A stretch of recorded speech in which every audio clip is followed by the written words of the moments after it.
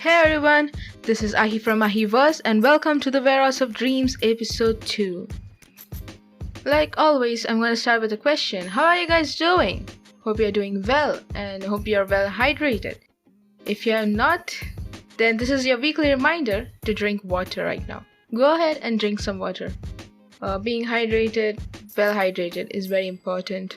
It changes a lot of things in our life. So weird that how small habits actually can change a lot. It's like the dominoes effect. If you just change one small thing, it can bring about a very big change eventually. That's actually how I try to bring about change, especially in my habits if I want to change something. Start with something small and then it will eventually cascade into a big event, a bigger change. Before I go ahead, I would like to thank each and every one of you who listened to the first episode. Thank you for the amazing response. I was actually surprised and shocked, to say the least, that people actually listened to my podcast. That was a very pleasant surprise. I think I have a very terrible sore throat right now, so it's kind of difficult for me to speak normally. And if there's any terrible voice that comes out, I'm really sorry for that. And I hope this is just a chill podcast. So for today's episode, I was thinking to continue from the previous episode. Like I haven't talked enough about why this podcast. Anyway, so let's start. I don't remember which age, but I think around like 15, 14, I think so. I'm not sure about it, but I have this plan or like a tendency to record my audios where I'm talking about various stuffs that's happening around me, or maybe it's just like what I saw in the dream that day. So I used to record myself. I used to record what happened in the day. I'm actually very terrible at keeping a routine. And I thought maybe if I start recording whatever I did that day or what I have to do that day, I might stick to my plans. But guess what? I forgot to stick to the one thing I actually thought about. I never completed a thing. I never had a streak recording my voice at all. It will be like one day I get this inspiration, oh, I'm gonna do this. Today I feel like, yes, I'm very motivated. Like today I'm gonna record what I want to talk about and stuff like that. And then I forgot about it after I recorded it. Then like after 1 or 2 years, I will remember that I used to record my dreams and stuff like that. What happened to that? And then I go and check, it's like one episode or 1 5-minute talk or something. Then I start with audio diary number 1. I used to call them as audio diary, and it's kind of like audio journaling. And every time I remember that, I have to do this, then I go back and see there's hardly anything I recorded. For not even a streak, it's like one day, 5 minutes or something like that. But I just listened to it again, and it was quite pleasant. I mean, it's not pleasant. I was quite surprised, like what I was talking about. I was definitely talking nonsense, but either way, it was quite fun. Not that anything has changed right now. I'm still talking nonsense. It's fun. It's weird how I haven't changed in some things, and it's quite fascinating. While speaking about that, I remembered routines. Routines are so difficult to keep up. For me personally, routines feel like such a Herculean task. I can never imagine keeping up with a routine. I have made fabulous and amazing schedules, but I never stick up to anything. It's so weird and it's so amazing about it that I do not go by the plan. And I hate that about myself. Kind of, not really, but I wish I could change it. I wish I could just stick with a routine and something to rely. Routines are actually very liberating in a way. It is kind of caging yourself. You have to do this and that for every single day and whatever your routine is. But at the same time, it is quite liberating in a way. Like, one of the biggest advantage of having a routine is that you save a lot of time. When you don't have a routine, you wake up and like, what the hell I have to do today? You go through the stuff and then nothing happens. You just waste your time planning what to do. That's basically what I do every day. I just think about, I have to do so and so this. I always keep on planning but never actually do anything. So when I realized that that's the biggest problem that I have, I stopped planning at all and then actually just start doing things. If I see like, oh, the smallest of the smallest things that I have to do, I try not to procrastinate much and do it right away. For example, like I have to drink water. Yeah, it started with drinking water normally. So if I want to drink water and the water bottle is like 1 meter away and I'm sitting down, I'm like, I'm not gonna drink water right now. I don't want to get up and take a drink. But when I realized that's a big problem, Ahi, you should not do that. Then I brought in a small change that I always keep a water bottle at my hand's length every time, whenever and every single time possible, so that when I want to drink water, I don't have to procrastinate doing that. I can just reach out my hand and take the bottle and just drink it. And speaking of which, I'm actually going to drink right now.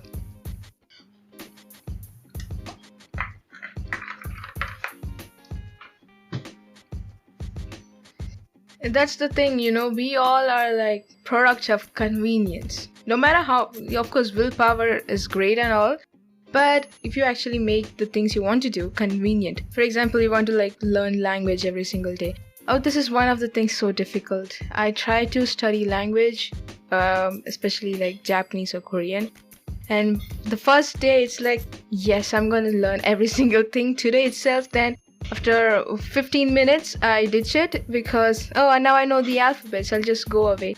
And then tomorrow I can learn the words. And then I never come back. It's always forgotten into the depths of my mind. I completely forget that I have to learn language, and then the next day comes, I'm like, I don't feel like learning languages. Then it goes on. Then again, after a few months, I remember, let's start I have nothing to do, so let's start learning language. It's a cycle. Again, I start with the alphabets because I forgot.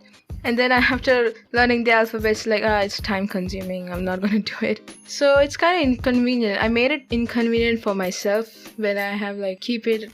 The language study books and all stuff are kind of inside the bag. So if I have to learn, I have to keep on learning. I have to take it out from the bag and then put it on a desk and start studying. But instead, if I keep the books itself at the place where I work, I can just, whenever I feel like I can do that. It's similar if I have to like avoid negative habits. For example, surfing to social media. I deleted as much as possible every social media app that I can, except for a few because those apps cannot work without it being installed. Except for a few ones which I couldn't uninstall because if I uninstall it from my phone, then it doesn't work on the web version, so I have to keep it installed on my phone. Cuff cuff. I'm looking at you, WhatsApp. I hate you. Please release WebOnly version. Please. I'm waiting for the day when they release the WebOnly version. So that's one of the biggest steps I did this year. In fact, I removed all the apps and disabled block notifications for everything. I don't get notifications on my phone. The only things I use my phone are for like listening to music when I'm outside and just playing video games. Mostly I've been playing Among Us. That's the only game that I play now. But then again, I rage quit a lot. It gets to your nerves so much. I can go on a big rant on why I hate Among Us, but at the same time why I like Among Us. Among Us is so good. I remember playing one of the similar games, which is not as fun. I'm not gonna say it's not fun. It's fun, of course it's fun, but we don't have to do tasks and stuff, so it kind of makes it boring. It was Town of Salem. I used to play that religiously for so many years. And I remember being so toxic on that, dude. I used to be so toxic there. I mean, it's not just me. It's like everyone speaks in the most toxic way possible in that game. It's like you cannot win against them, so you just join them. And you talk nonsense, such nonsense words every single time. But it's so fun. It was so fun. It's similar to Mafia game, but it had so many roles like werewolf. What else? I forgot. I think they had vampires. Yeah, vampires, vampire hunter, and so on. There are so many roles in that Town of Salem. But it is run on Flash, so it's probably gonna die soon. I hope they make non-Flash version or something. But let's see. And then Among Us just revolutionized the game.